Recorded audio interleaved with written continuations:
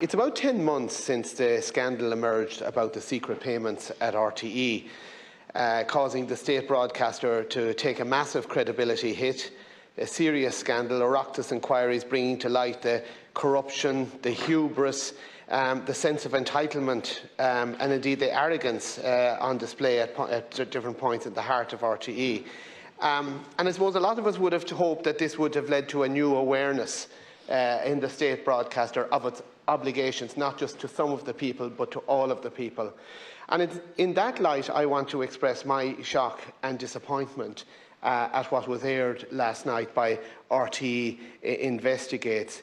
It was sad for its content, but it was truly shocking for its one-sidedness, its bias, its complete failure to depict another side of a very important and distressing story, its complete failure to hear from the representatives of the thousands and thousands of people who are opposed to abortion in this country.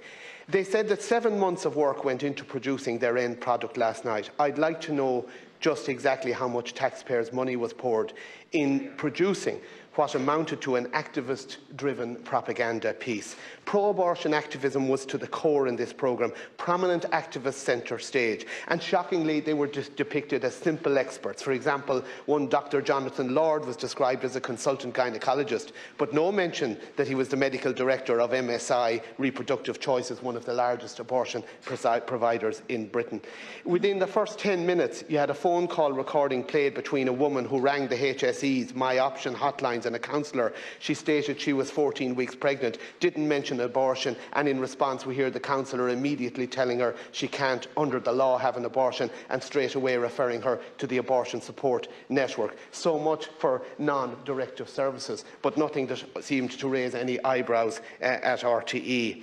Why such emphasis on having abortion and not promoting positive alternatives? Is it any wonder our abortion rate has skyrocketed since 2018? Suggestions that we will have over 10,000 abortions having taken place in 2023. No mention about this spiral abortion rate. No mention of the questions about precautionary pain relief in terms of late-term abortions. Euphemistic language about what happens to a disabled and severely disabled child in a late-term abortion, but no focus on the reality of what happens in that dreadfully tragic situation to the baby. So, you know, when people say to me, this is the reason why I don't pay my licence fee anymore, I don't blame them.